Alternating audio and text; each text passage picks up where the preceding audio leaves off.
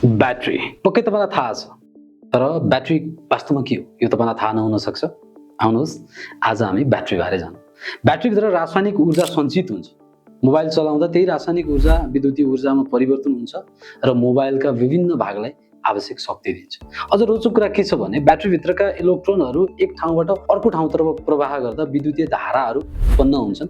त्यही विद्युतले तपाईँको मोबाइलको स्क्रिनदेखि क्यामेरा र प्रोसेसरसम्म चलाउँछ। तर तपाईँले मोबाइल चार्ज गर्दा भने यसको प्रक्रिया ठिक उल्टो हुन्छ। चार्जरबाट आएको विद्युतीय ऊर्जाले ब्याट्रीभित्रको रासायनिक अवस्थालाई पुनः परिवर्तन गर्छ र फेरि ऊर्जालाई चाहिँ सञ्चित गर्छ। आजको स्मार्टफोनमा मुख्यतः लिथियम आयन ब्याट्री प्रयोग गरिएको हुन्छ। त्यही प्रविधिले सानो आकारमा धेरै ऊर्जा राख्न सम्भव पनि बनाएको छ। रोचक कुरा त के छ भने ब्याट्रीले बिजुली बनाएर राखेको हुँदैन। यसले रासायनिक ऊर्जालाई आवश्यक पर्दा विद्युतीय ऊर्जामा परिवर्तन गर्छ। त्यसैले तपाईँको हातमा रहेको मोबाइल वास्तवमा एउटा सानो कम्प्युटर मात्र होइन, यसलाई चलाउने शक्ति पनि तपाईँको हातमै बोकेर तपाईँ हिँडिराख्नु भएको छ। तर मोबाइल, विद्युतीय गाडी, टर्च लाइट, घडी, ल्यापटप, सोलर प्रणालीको ब्याट्री मूलभूत रूपमा एउटै सिद्धान्तहरूमा चल्ने गर्छन्।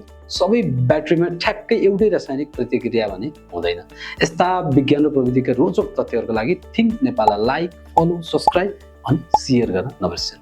धन्यवाद।